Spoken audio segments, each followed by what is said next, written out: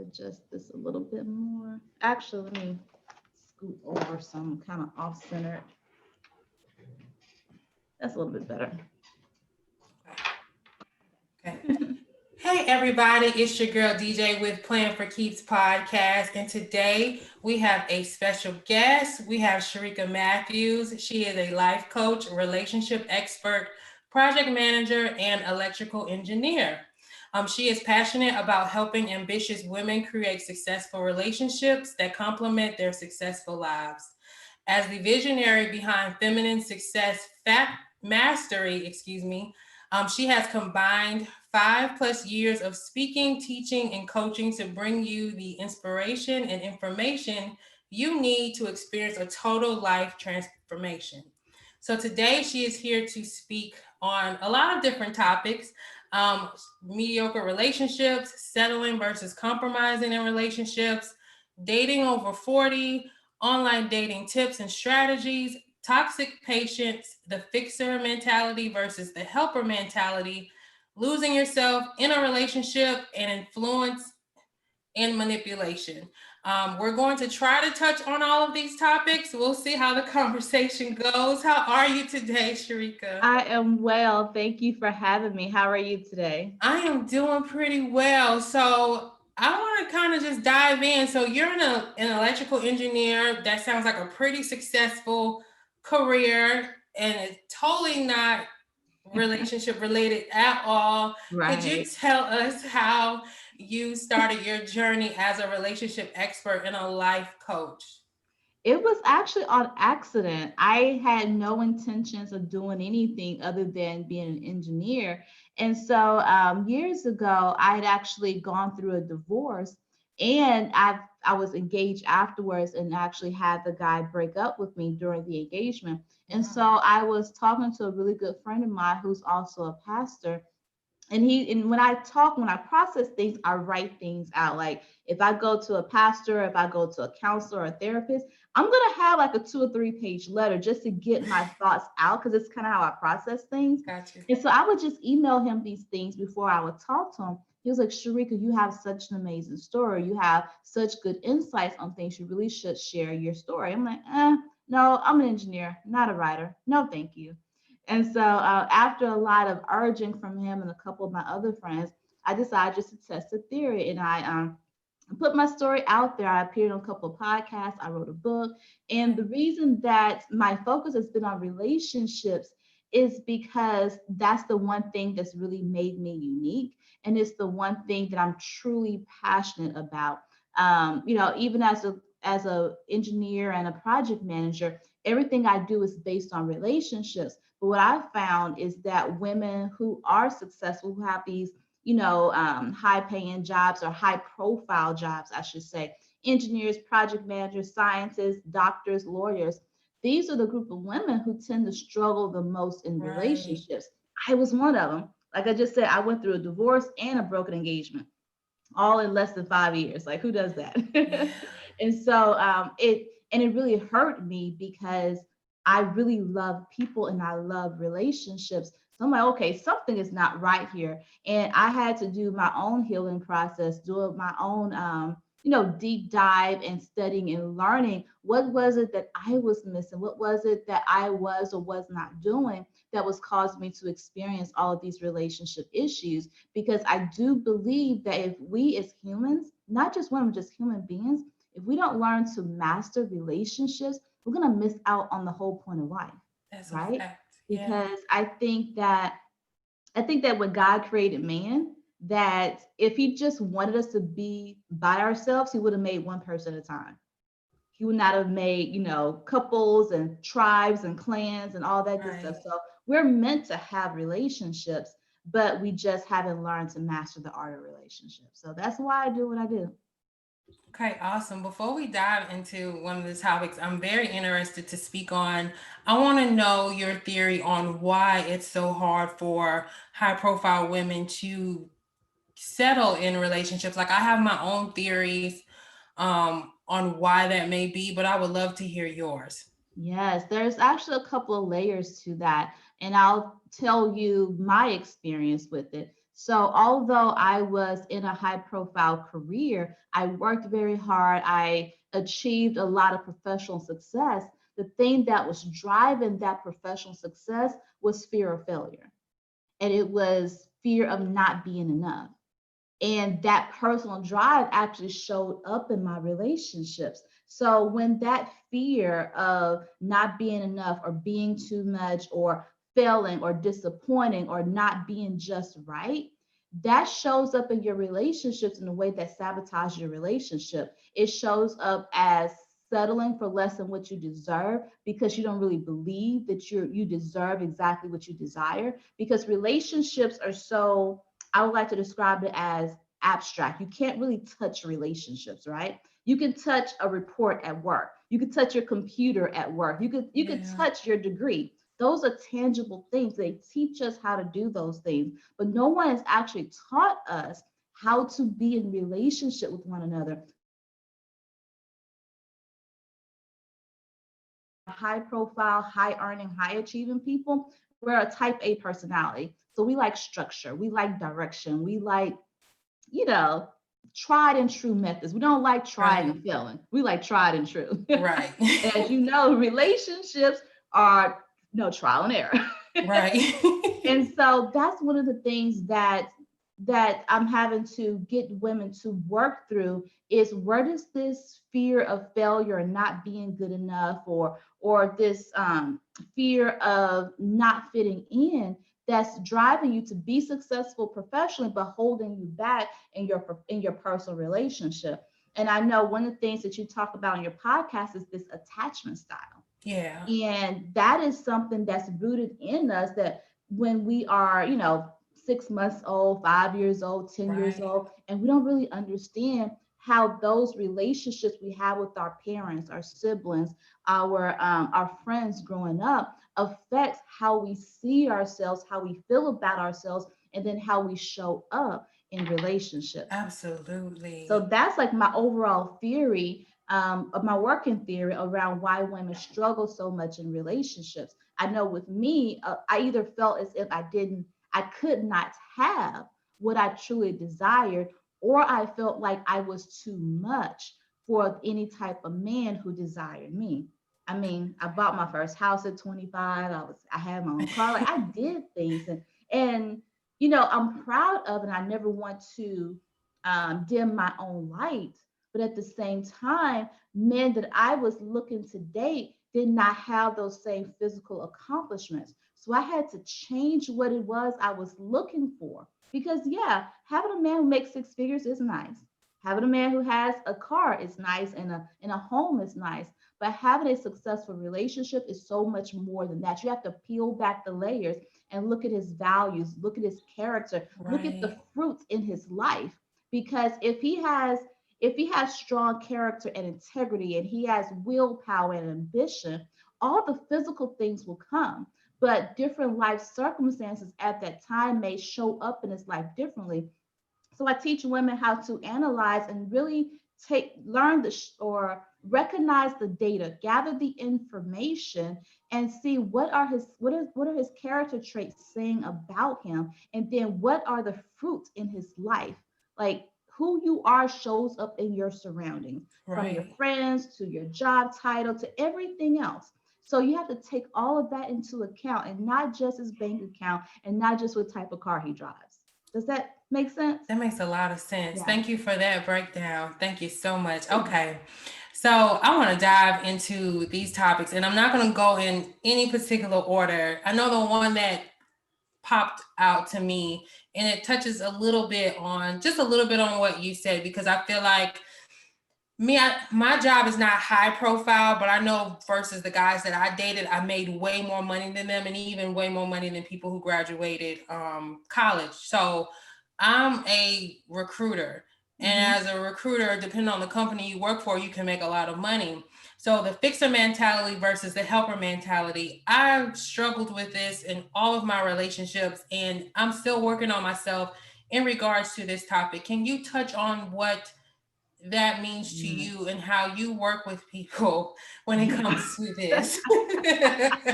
Let me Please. tell you something.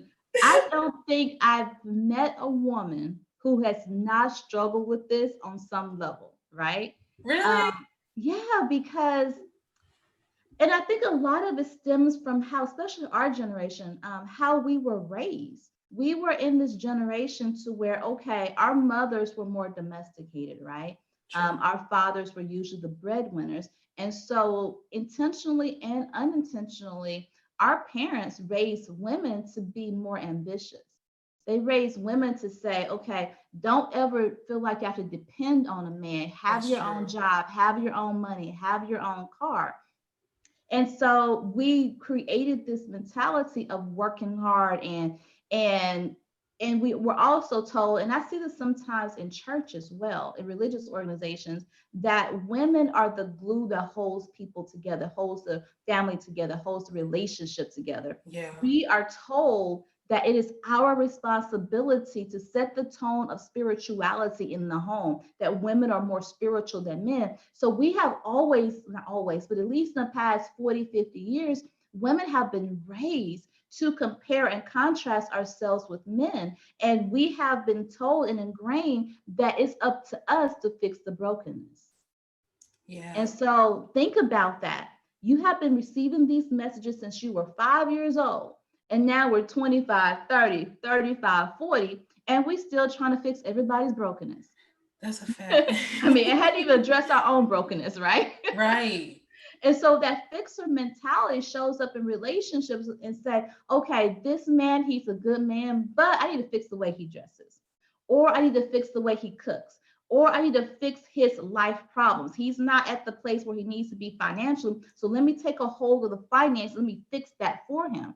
And the challenge with being the fixer, and even though you may be good at it and you know Yeah. what you're doing is not helping him. What you're doing is making him, his life, and everything about him a project. And so, when we talk about the roles of men and women, what we want to make sure that we understand is that relationships is supposed to be a den of pleasure and a laboratory of growth for both of them. Okay? Meaning that I should help you grow. You should help me grow. I don't have to fix you. Right. And so when you release this attachment, I'm calling it an attachment because we are emotionally attached to fixing things and being there for everybody. When we release that emotional attachment and learn to relax, that's one thing we don't really do enough is relax in our spirit, relax in our physical, just relax and let things be. Because again, like I said earlier, we're driven by this fear that if we don't do it, nobody else will. If we don't do it, it's not going to be done right. If we Right. don't do it, he's going to get on my nerves. If we don't do it, he's going to fail. Absolutely. Right? Yeah, you're right. I mean, like I said, I don't think any woman I've ever met has not had that thought process go through her head. And it's That's not that our ultimate desire is to control. We do it because we love them. We do right. it because we truly do want the best for them. We want the best for him. We want the best for us. We want the best for our families. But what we fail to realize is that we have to sink back into our feminine and allow things to happen. Happen. Now I want you to break down something else because it popped up in my head when you were talking. Let's break down the masculine and feminine energy within relationships and how important it is for just for that dynamic to take place. Because I know me in the past tense, I operated in the masculine in my relationships because, like we were just talking about, I definitely have that fixer mentality where it's like, okay, I want to help you better your life. What can we do? Like, Yeah. you know? That is such a great topic. And this is a topic or a question that I've been addressing quite frequently in the past year or so. Okay. And one thing I want to start with is that both men and women both have masculine and feminine energies. We have both energies. And who you are dominantly, you'll attract the opposite. Think about that. If as a woman, I operate mostly in my masculine, which is me, I am mostly in my masculine energy, meaning that I make things happen. I lead people. I Right. create things. Like I am a very logical structure. I need plans. positions, pictures, and outline. I gotta have Yeah. it all. That is me, and I could execute really, really well, really, really well. And so I operate in my masculine energy 98% of my day, but I have to nurture and force myself to relax in my feminine energy, which means that I literally learn to allow, meaning that I learn to take my hands off of things and release. I learn to trust my intuition, and I learn to trust others. And even though I may not be able to trust him in particular, I know that I can trust God or the universe, whomever you believe in, to take over and still make sure that everything is working out together for our greatest good. That is how you lean into your feminine. But when we are in a relationship with a masculine man, and then we are operating in our, as a woman, in our masculine energy, that's when we bump heads. Right. And so if you want your man to be more masculine, stop bumping heads with him. Means you're going to have to let go, allow him to make mistakes, allow him to do things his way, allow him to lead and take charge and just do his own thing. Now, that doesn't mean that you lose your voice. That doesn't mean that you lose your power. What that means is that you let go of control. And that is the one thing that we have to learn. Um, but on the opposite side of that as well, there are some women who function both personally and professionally in their masculine, and Yeah. there are some men who function very well in their feminine. It doesn't mean that they're feminine men, as in, you know, they like to wear makeup or just do traditionally feminine things. They are more of the servant leaders. They are Yeah. more of the relationship builders. They are more of the how can I help you person versus let me take charge and set the vision and lead the way. Yeah. And so Do we you have think to that's respect okay that. too? Okay, Yeah, you say you have to respect that because I know a lot of people would think that's not okay.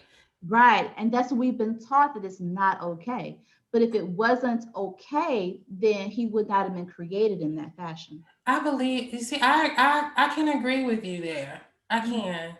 yeah, I can agree with you there. yeah. Okay. It just means that he might not be the person for you. Agreed. Agreed. That yeah, because I feel Yeah. like I've always said that I feel like even with attachment theory, they talk about how of course it's best for you to always get to secure attachment. But Mhm. I feel like variety is everything. And there should Mhm. be Yeah. all kinds of people. That's always been my opinion Yeah. about that. Okay. Yeah. Thank you so much Absolutely. for that breakdown. Yeah, Okay. you're welcome. Now, you touched a little bit on losing yourself in a relationship because you can easily do that too. Could you talk a little bit about that and just what you have to say about that and just tips on how not to do that when you're trying to be maybe a better partner or maybe you're a woman trying to lean more into her feminine energy? Like, what advice would you give? Yeah. The best advice I can give is to put yourself first. And I know that's hearsay.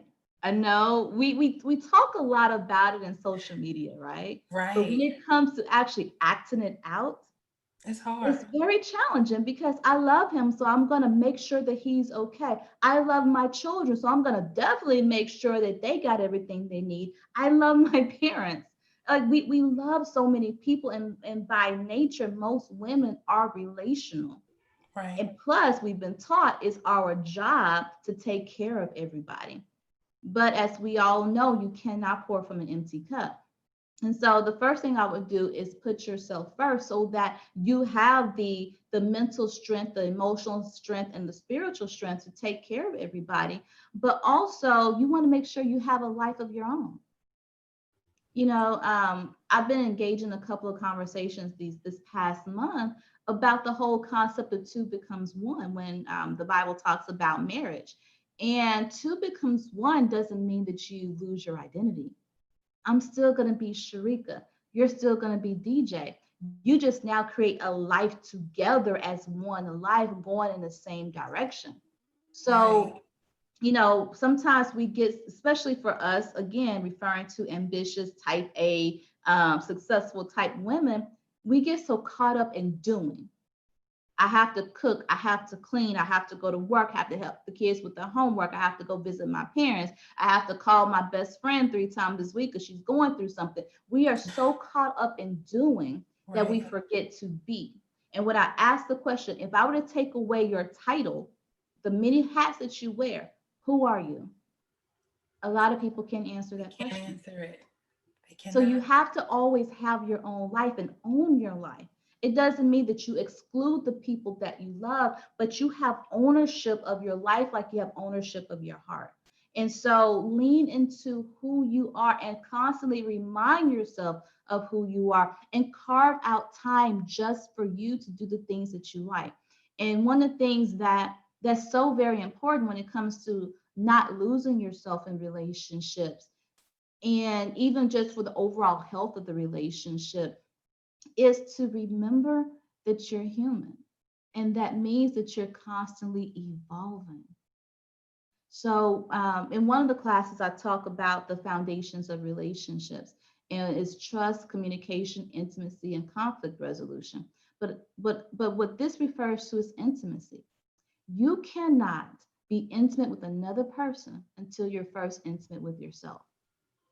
That's deep and very Yeah, true. we really need to write that down somewhere. You cannot be intimate, like put it on the whiteboard, on your bathroom mirror. You cannot be intimate with another person until you're intimate with yourself. Meaning that we all said we want a deep relationship and we're mad at our man because he ain't going deep with us or whatever the case is.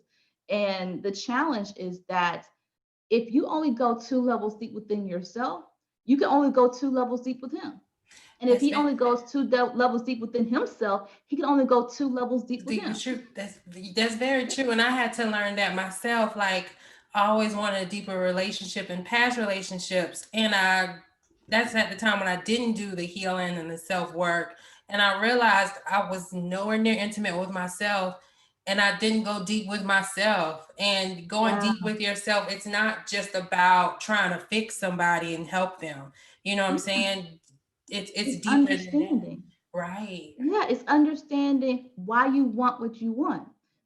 It's understanding why you think the way you think. It's understanding why you always wear blue jeans and a white t-shirt. Absolutely. Or understanding why, turning the toilet paper the wrong way irritates you to your soul. It's really getting deeper and understanding and then seeking to understand your partner or the other person. Because when you have this spirit of curiosity about yourself and say, I wonder why I do that, and then sit with yourself and explore yourself, and then have a curiosity about your partner. I wonder why he does that. And this is something that me and my guy we had to work through this because he wasn't used to somebody who was used to asking questions like, I want to know you, okay? I am probably like 20 levels deep within myself, so we gonna have to work on this, getting pulling back some more layers on you. and so um and so over time, at first he was like, why are you always questioning me? I'm like, I'm not questioning you, I'm not challenging you in a sense, because sometimes men can take that as a challenge, but instead I want to get to know you better. So it's a curiosity question. I wonder why you're like this. I wonder why you think this way. I wonder why this one experience has such a profound impact on you. But again, going back to not losing yourself, you want to have that same level of curiosity about yourself. You want to create the same level of intimacy with yourself, and that way you won't ever lose yourself. But you have this habit of being intimate, being curious with yourself, which means you're constantly aware of how you're changing and how you're evolving. When you are aware of how you're changing and how you're evolving, you're now able to communicate your wants and your needs. You're now able to show more compassion to your partner as he's growing and he's evolving. And now your whole relationship is a laboratory of growth, and you're able to experience more passion and more pleasure in your relationship as well. I I know that love was a that. long answer. No, that was a great answer. Thank you for that. So now I want to dip into toxic patience because, Mhm. some people Girl.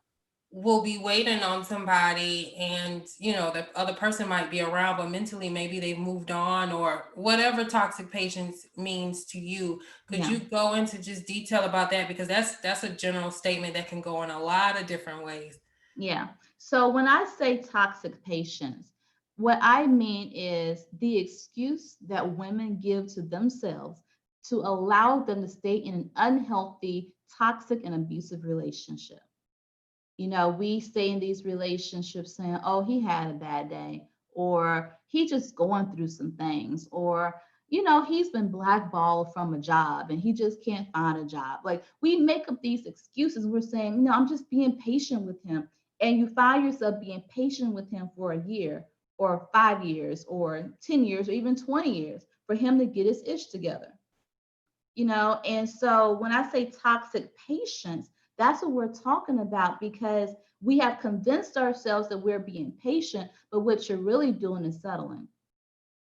What you're really Gotcha. doing is settling for less than what you deserve, and you're spending all your time and energy trying to fix him. That's really what you're doing. You're trying to stay with him to fix him, stay with him to inspire him, stay with him to motivate him to do better. But here's the thing, he's only going to do what he want to do. That's a And that's fact. true for anybody. For me, you, and my dog Toby. We do what we want to do, not what others tell us to do, or not what others want us to do. And so Gotcha. we have to break this habit of having excuses. So for example, let's say, you've been dating this, or you just met this guy. He seems to be a great guy, great smile, six pack arms. Oh, child. I know, right? He has a great personality. He makes you laugh, but he really is going through a lot of things in his life. His mother just died. His son's mother just decided she no longer wants to have custody of him. So now she done dropped his son off on his doorstep, and his job is just giving him hell. And again, he's a good guy, but he got a lot going on in his life right now. And Yeah. so sometimes what we do, we try to insert ourselves into their lives and say, he's a good guy. I don't want to let him go. So let me just be in relationship with him, or just be available to him. And I'll wait on him to get his life together. That doesn't usually work out. And what that ends up doing is he's resenting you because you're pressing him for a relationship, you're pressing him for marriage, you're pressing him for kids, and he's trying to get his life together. But you're resentful to him because you're waiting on him. You put your life on hold for him, you're pouring into him, and not really understanding that sometimes we have to separate in order to come back together if it's meant to If be. it's, I agree If it's tenfold meant with to that. be. We're so afraid of letting go. And this is true for people in relationships. This is true for people who are married. We are so afraid of falling apart. Because let's face it, when you're in a relationship for 10, 15, 20 years, you're gonna bump heads. You're gonna want to throw them out the window. Like you're thinking about, how can I get this life insurance policy out of him? You're thinking about that. I'm gonna tell you, I can find at least 5 married couples who would say secretly, yeah, I have been thinking about that. But not really. But really, things happen. And although you may love that person, you may not like them anymore, or they may have developed some bad habits, or they are just going through that midlife crisis. But going back to that fixer mentality and the masculine energy, we are so intense on holding on. We are so intense on trying to fix him and heal him and do the work for him that we're actually doing the opposite and driving him away. And so I tell people sometimes, fall back, like literally sit back and allow him to work it out. Yes, I know you love him. Yes, I know you want the best for him. But there are times where you have to fall apart in order to fall back together. Okay. That's true for relationships. That's true for life. That's true for anything. Don't be afraid of falling apart, because if you're supposed to be together, you're going to fall back together. But you have to go through the process, because if you resist it, you're going to prolong the experience. It's going to cause you more pain and more suffering. So let it go. Wish Gotcha. them well and say, you know what, this may not be the right time for us right now, but I really enjoyed our conversation. I've enjoyed the time we spent with each other. If the opportunity presents in 6 months, 9 months, whenever you're through this process, give me a call and let's revisit to see if we should be in a relationship or if we can date again. Or if you're married, say, hey, I know you're going through some things right now. I'm going to give you a little bit of space. I'm not saying we're going to go through a divorce or we're going to separate, but I'm going to give you some space to allow you to go through your process. And you tell me what you need from me, and you tell me when you need it, and I'll be here for you. I'm going to support you from a distance because I know that as a woman, I may not be able to understand what you're going through as a man, but I respect it and I respect you. So I'm going to pull back a little bit. You tell me what you need and when you need it, and I'll check in with you every once in a while just to see how things are going. Is that okay with you? That's how you have that type of conversation from a place of compassion, love, and support versus why the hell are you sitting in the man cave all this time, or why you running off with your boys all the time? Like we sometimes we come across um as so negative and aggressive and accusing versus Yeah. again having the spirit of curiosity. Hey, what's going on? I noticed some things have changed. Is there something you'd like me to give you space on? Like being trusting him and then trusting you and trusting the process. Got you. Mhm. Awesome. Now, I want to touch on influence and manipulation because in those situations, you could be easily manipulated or Well, influenced. So, what do you mean by influence or manipulation? so I'm going to call it a false theory Okay. out there that says women are more manipulative than men. And I call that a false theory. Yeah, I want to talk about that. Go ahead. I call that a false theory for two reasons. Number one, I don't think we really understand the difference between manipulation and influence. And number two, I don't think women understand the power of their words. Manipulation and influence are two completely different things. Manipulation, the difference is really going to be the intent behind what you're saying and what you're doing. Right. That's really the main difference. Manipulation saying, I'm going to say things to you and do things to you in order to get what I desire, no matter of the consequences going to have on you or anybody else. Influence says that here are some different options that you can consider, and I would like for you to do this over here because I think it's going to be good for me and for you. Now let That's me the difference between influence and manipulation. now let me ask you this before you dive more into that. Do you think that women sometimes manipulate subconsciously to get what they want?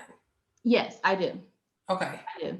I Okay. do think it happens subconsciously, but again, that goes back to what we're saying, intimacy, getting to know yourself Right. and Right. understanding why you do what you do, because you cannot grow until you get intimate with yourself. You cannot grow and become a better woman, become a better person, become a better spouse until you pull back the layers, pull back the curtains, and understand why you think the way you think, why you speak the way you speak, and why you act the way you act. We have to know who we are on every level in every season if we choose to have successful relationships.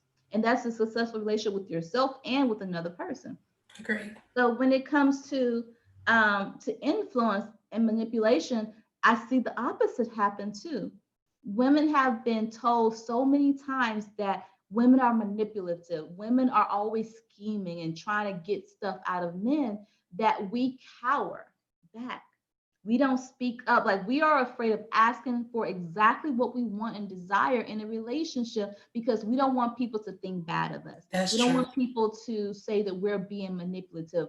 I can say I really want my man to make six figures because it is my desire to have a scholarship fund to send a kindergarten class to college in 20 years. That's what I desire. So in order to do that, my husband needs to have a significant income.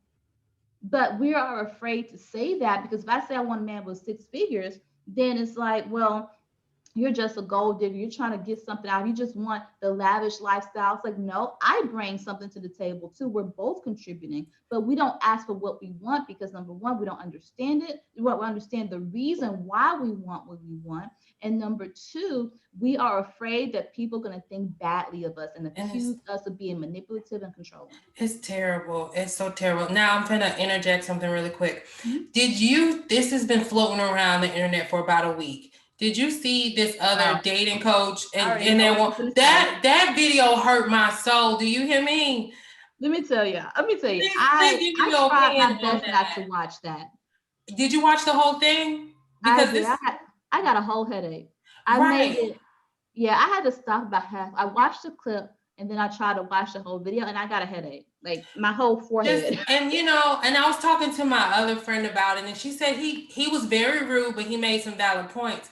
I said he probably made valid points because he's around these egotistic men, but this woman also makes six figures, so why can't she ask for a six-figure guy? And then also, you know, I don't know, the trophy wife thing kind of came up in our conversation as well. And to me, a trophy wife isn't just the exotic looking light skinned woman. A trophy wife is somebody who's fit and no matter what shade she is, and she wears makeup and all of that stuff. And I saw that woman had all of that. You know what I'm saying? So I didn't understand why he was so rude to her on the advice that she was seeking. I know I didn't like that she asked him for validation. That Yeah, kind of made me mad, like that she would even ask for that. But please give me your opinion on that because yeah. we're touching on what you Yeah, a just lot of said. things. Yeah. Yeah. Yeah, the big takeaway I want people to really understand about that whole situation is that it is so important to understand your why. I know as business owners, as entrepreneurs, we're always coached about, what is your why? You have to understand your why when it comes to your ask. Right. You ask for a six-figure man. You ask for someone who's healthy and fit. You ask for someone who doesn't have a child. But you need to understand why and what are the foundations that that type of man has in order to create that type of life. And so that's one thing I didn't see that neither one of them was very clear on. She wasn't clear on the character traits that creates a man who has six figure. Because once you understand the character traits of that man, then you'll know where he is. But you also understand what he's looking for. Because someone who has strong character, yes, he may have preferences for what his woman looks like, but he's looking for someone with strong character too, who can help him build.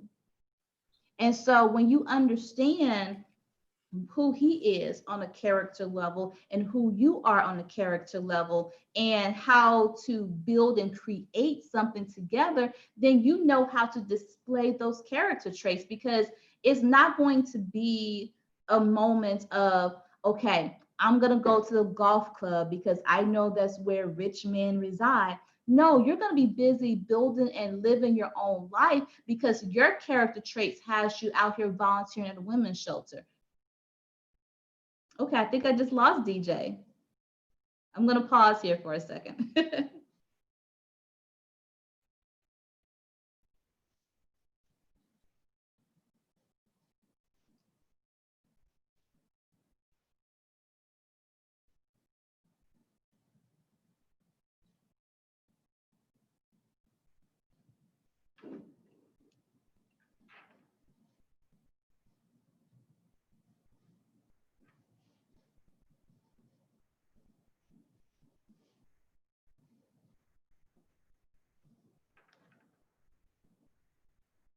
I think the recording stopped. I paused it while you were, oh, no, it's recording. Okay, good. Sorry.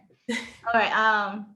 Golf club. So you're not gonna say I'm gonna go out here to the golf club and meet a man because that's where wealthy six-figure men are. No, when you understand the character traits between him and your character traits and what's going to attract you guys together, you're gonna be out living your own life because when you are living according to who you are, your authentic self, your paths are going to cross. That means you're out here volunteering at a food drive, or you're out here volunteering at a women's shelter, or you like to go to, here we have the store called Mariano's, which is like probably like the best grocery store out here ever.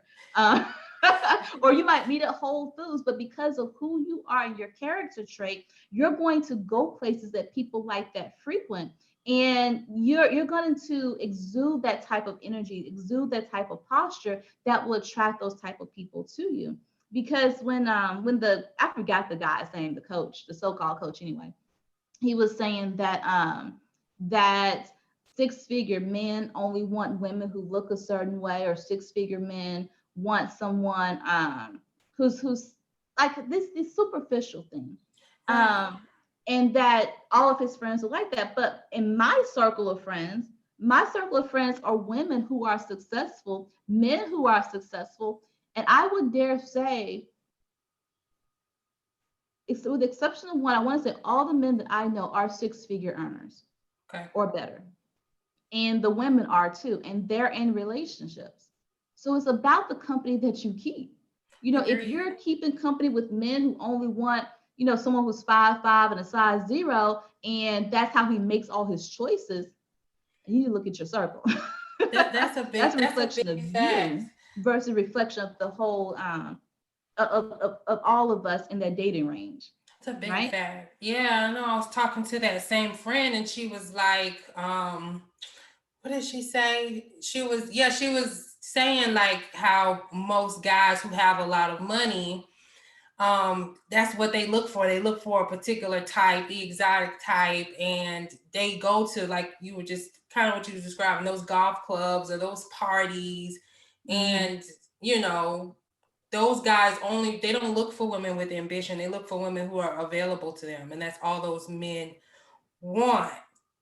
But Yeah, you don't agree with that, unless it's probably that particular, maybe that egotistic man it's a that doesn't really maturity know level. himself. Agreed. It's Okay. a maturity level. Let me tell y'all something. That same man was looking for the same type of woman when he was making $50,000. Money does not change who you are. Money reflects or enhances who you truly are. If you are a superficial person when you're broke, you're gonna be superficial when you're rich.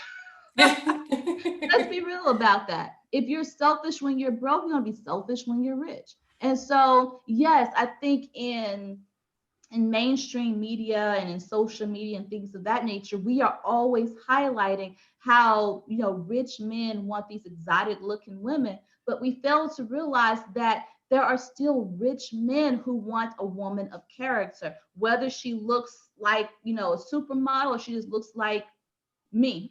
And I'm not a supermodel, looks like you. We are Yeah. still very attractive people, physically, emotionally, and spiritually, and we're going to attract those type of people into our lives because that's who we exude and that's who we desire. So what are you exuding? Are you exuding the type of energy that says, okay, I know that he wants a certain type, so let me get this waist trainer, let me get this, Yeah. girl, I can't do the waist trainers, I gotta I breathe, I can't do gotta them. eat. I can't do it either. And I I tried. gotta eat too. Try. Me and you both try. I'm trying to stay on this exercise regimen. That's probably the best I'm gonna do because I'm gonna eat. One thing Right, DJ gonna do is exactly. eat. Exactly, exactly. So, and it's okay because guess what? Be who you are authentically, be who you are unapologetically, be the best version of yourself and continue to get better, and you're going to attract the type of person that you desire. And that's the long and short of it. And we just have to be open to how that person comes into our lives. Thank you for that answer, for that breakdown, and your response to that video. I'm sure a lot of people need to hear that because it was very daunting. And like I said, I know a lot of people are like, well, there's a lot of truth to what he's saying, but like I said, I think it really just depends on the man. You know what I'm Yeah, saying? At the end of the day. So yeah, thank you yeah, for that. Now yeah, I want to absolutely. dig into this last topic, online dating tips and strategies, because this is a Yeah. relationship and dating podcast. Please give us all of the tips you would like to give us and the strategies. Yeah. So let me say this. Online dating is no different than what we call traditional dating. Okay. I have done online dating since I was probably 31 or 32. Okay. So a little over 10 years. And I actually enjoy it. And so one thing with online dating, people are always asking about How do you know that what they say is true? How do you people are trying to get over on you, which is true. People get over on you in real life too. So you Yeah. have to be just as diligent in online dating as you are in real life. So number one, don't invite nobody to your house. That's a big Let's stop that, please. I've had a guy one time. I can tell y'all some dating stories. I had some good dating stories on online dating. I had some not so good dating stories. I had this one guy. We met up for dinner and drinks for our first date, which is fine. And I don't invite people to my house or anything like that. So the next day he texted me. He was like, "Hey, I really enjoyed your company last night. I would love to spend some more time with you. Why don't you come to my house for pizza and drinks?" I was like, "Sir, number one, you don't even know my last name. I don't know your last name. I'm not coming over to your house. Number two, are we too old for like Netflix and chill? Like, did I give you that vibe that I want to come to your house to eat pizza and Netflix and drink soda? I don't even drink soda. So you don't even know me well enough to invite me to your home." And so, and so I had to have that conversation. And at first he was highly, highly offended, but he sure kept calling. And so that's rule number two: set your standards and keep your standards. Why? Because men are going to push back. That's their job. They're going to push back to see how far they can get. Hold your standards, hold your boundaries. And if he walks away, let him. Don't be afraid to say goodbye. Got you. Another story I had, this one guy, he so I told you guys I'm an electrical engineer. So I know some things about electricity and all that good stuff. And so he was telling me that he was an engineer, but he knew some things. And so he started to try to quote all these formulas to me. And I'm like, "You do know I really am an engineer, right?" Are And you so he Googling? misquoted a formula. I was like, "Is that right?" He's like, "Yeah, I have it here on my board. And I like working out all these things." I said, "So send me a picture of it. Ask for evidence. Don't believe stuff just because they tell you. Ask for evidence." Like I Okay. asked for driver's license too. Don't Oh, be afraid to ask for it.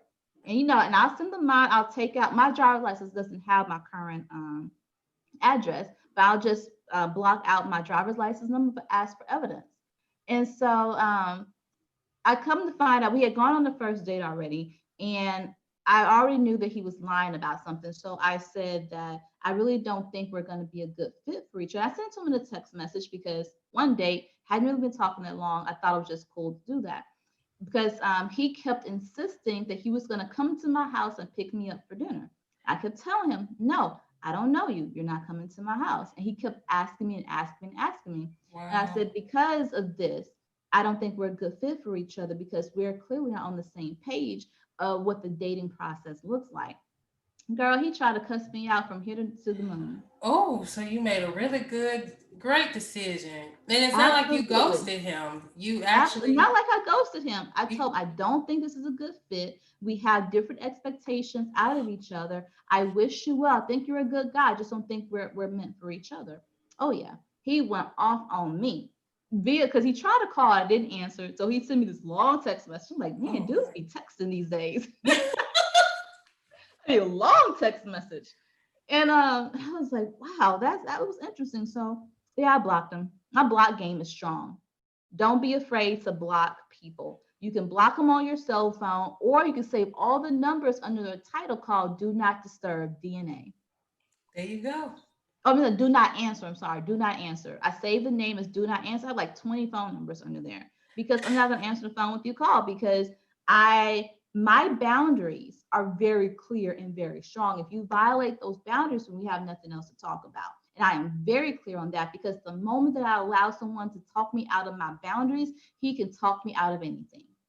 And That's that's very where we true. as women have to protect ourselves from being emotionally and mentally manipulated.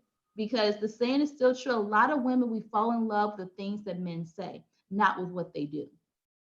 And so you want to protect your ears from all their words and be completely clear about who you are and what you desire. And that may mean physically, like getting a notebook and physically, reviewing all of your notes about, okay, this is what I desire. These are my boundaries. These are the lines I won't cross.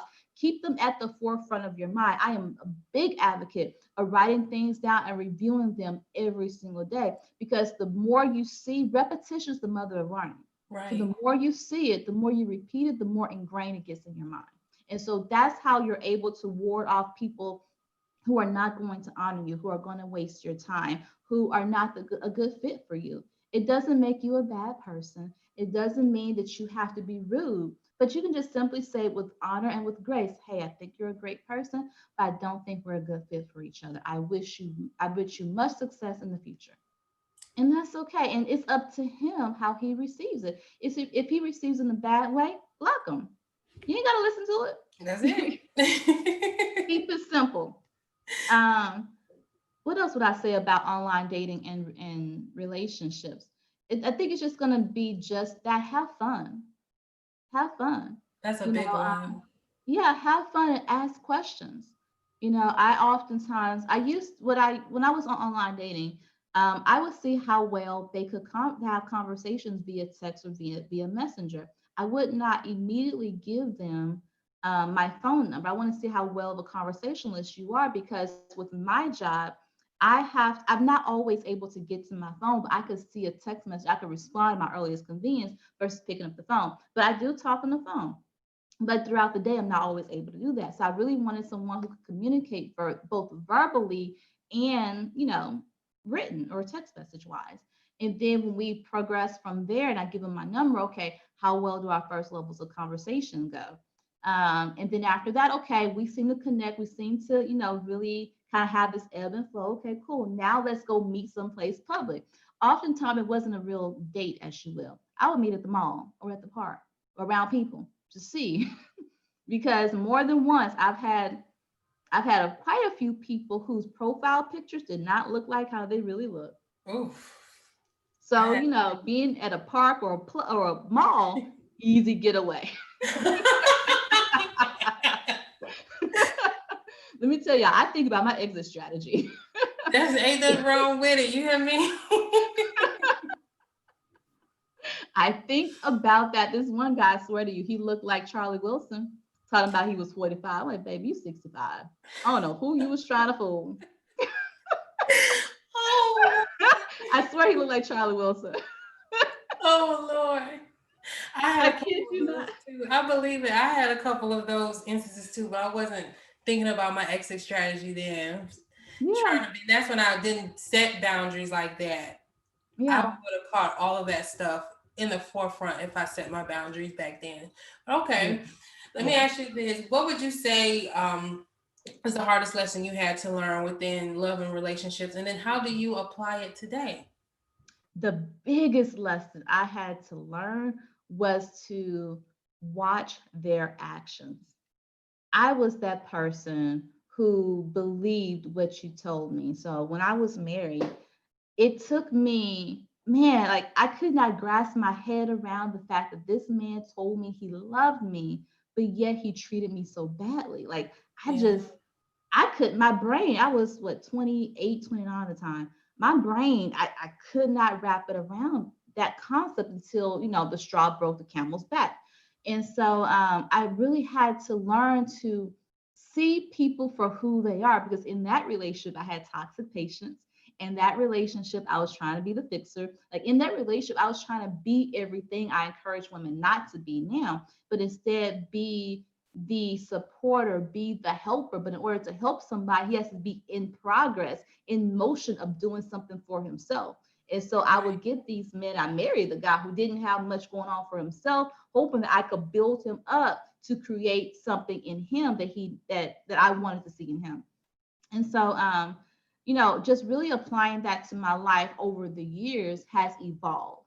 That's evolved from me writing down some of the things I needed to look for, observing people for who they are, and then it's now evolved to accepting people for who they are and where they are, without me trying to change them or without me trying to encourage them or influence them or manipulate them into becoming the person I need them to be. Show me who you are, then allow me the privilege to make a decision about whether or not I can accept you for who you are today, not who I think you'll be tomorrow.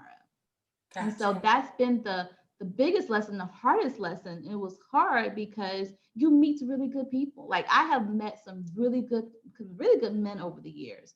But they just weren't really good for me. They were not in a space where they could receive me. And when I tried to force the relationship to happen, it always ended in disaster because I Yeah. did not accept him for who he was in the moment. And so that's been the probably the biggest challenge for me as I've gone through the dating process. Thank you for that answer, that transparent answer. Okay.